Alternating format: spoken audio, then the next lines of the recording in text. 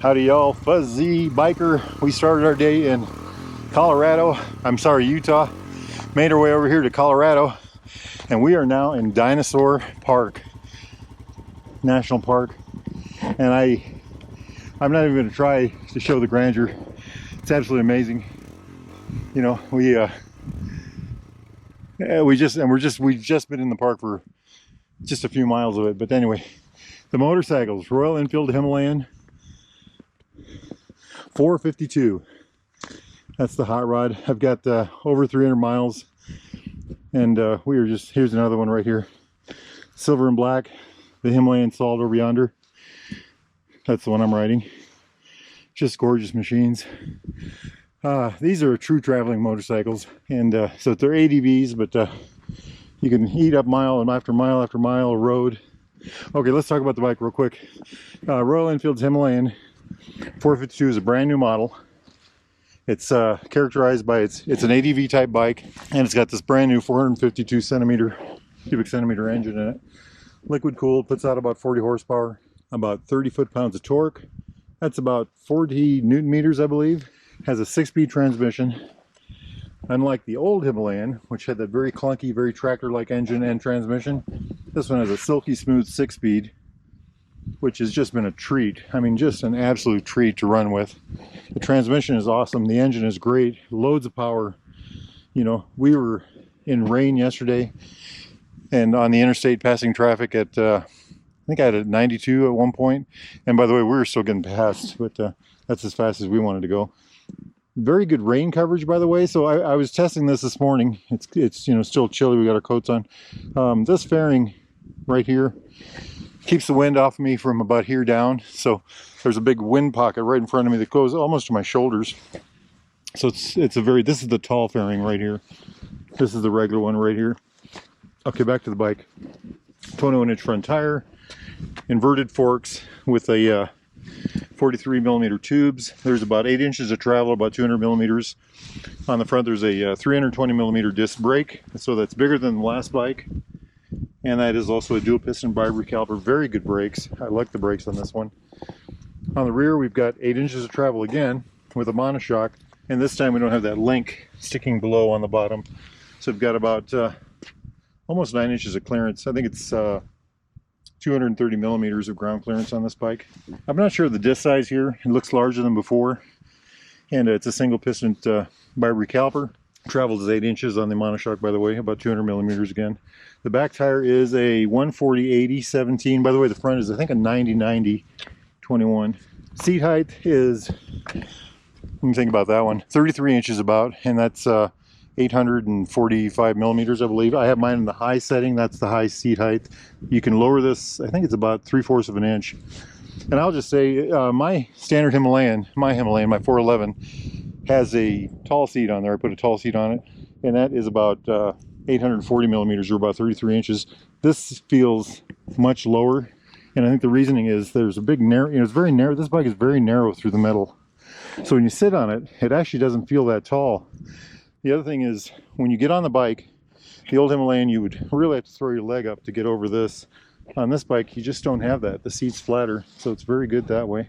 Wheelbase on this is 1,510 millimeters, and I haven't converted that to standard yet, so I'll put that down below. Wet weight on this hot rod, it's about 10 pounds lighter than the last bike, so 430 pounds or about 195 kilograms. Just a great little machine, great little machine. So our goal today is to burn up a whole mess of miles. We started in Utah. We're in Colorado now. We're going to go up back into Wyoming, and we might end up back in Colorado, and then back in Wyoming, and then into Nebraska. So we're going to be doing a lot of traveling, and this is really a good bike for that. The only thing this bike is missing for traveling that I can see so far is I have no luggage on this. Now, this is a demo bike that Royal Enfield has lent us. Both of these are. However, I'm not going to give this one back. I'm going to keep it. I'm going to ask them if I can just send them a check, because I've just had so much fun on it. But just check that thing out. So yeah, I think I'm gonna call this a traveling bike today. Today's video is gonna be Royal Enfield Himalayan 452 traveling motorcycle. I'll catch y'all at the next stop. Wahoo! Hey, we are not in Colorado anymore. What's going on? We had a little technical difficulty with the GoPro and the sound. Anyhow, back to the traveling bike experience.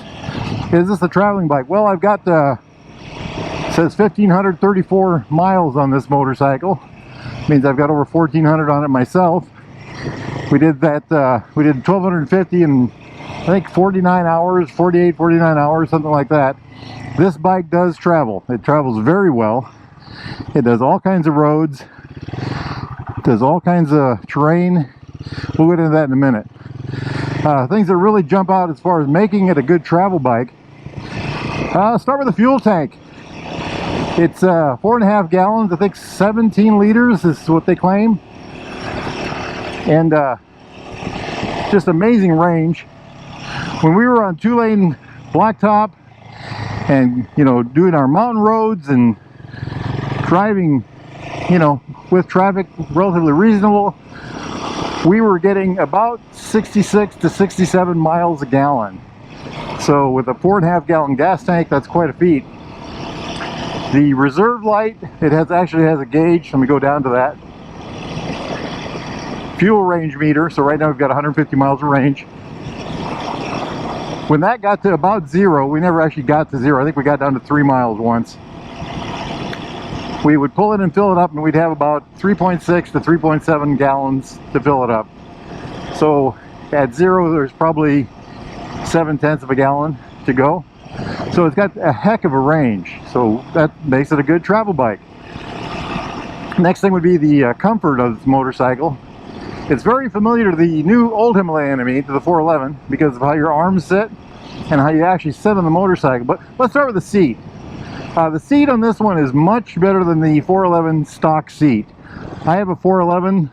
I still have it. I rode it today, as a matter of fact. I put about 50 or 60 miles on it. And then I put what's called a seat concept seat. I put a tall, firm seat on it, and that made the bike fabulous.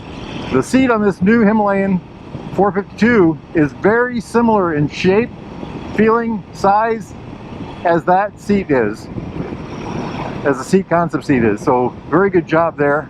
It's a seat I'm familiar with. It's very comfortable. My riding buddy, he was on another Himalayan 452. He felt the same way. A very good, very comfortable motorcycle to sit on all day. We drove back across the state of Nebraska. Well, we started in Alliance actually. We left at 4 a.m. and we got to Iowa at between 11 and 12. So however many hours that is, with 2 fuel stops. And so we were on these bikes for an extended amount of time, and we were comfortable. So seating position, you sit with your, it feels like my knees are below my hips and my heels are behind my knees. It does feel, I've got the seat in the high position, it does feel like you're a little cramp on your leg room. But this isn't off-road, it's an ADV touring travel bike, it's made to go in rough stuff, so the pegs are up. If I could get the seat taller, at a later date, when I get my own, I would probably opt for a seat that was an inch or 2 taller if I could find it. As far as the handlebars go, I'm sitting here right now. They feel very similar to the old Himalayan. My arms are resting. I'm kind of reaching for the bar. I am leaning forward slightly. And I think I'm very happy with that. And the good thing about that is when I stand up, I'm literally over the bars. So if I'm in the rough stuff and I need my weight over the front tire, I can just stand up and it's right there. Also, I thought the bike was a little wide when you're standing up, but I was on my Himalayan, my 411 Himalayan today, and I think it was about the same thing. So let's talk about the different areas where you ride a bike like this or you move a bike. So we'll start in the garage. This bike actually pushes around easier than my old Himalayan. I pushed both of these out of the Fuzzy Biker garage this morning, and this was actually easier. I made a statement the other day that I thought this had a lower center of gravity. I'm going to kind of stand by that. We laid this bike on its side today on a lawn and picked it up and put it back down. We did that twice, and I don't think it was as hard to pick up as the old one was. I only had to pick the old one up once, but so I'm going to go with that. If it's not a lower center of gravity, then it's the new geometry, the way they've distributed weight. They've done something to make it so that it feels like it's got a lower center of gravity. It handles like it has a lower center of gravity. It works pretty darn well. So pushing it around the garage and in the parking lot, easy. No problems at all. It's kind of interesting. When you get going in first gear, you have to give it a little more gas than you did the old one just to get it moving. But once you get going, it has excellent control. Very good fueling on this bike. It's fly-by-wire now. So that's kind of an interesting thing. Once you're moving, it has excellent control, excellent clutch, works very well.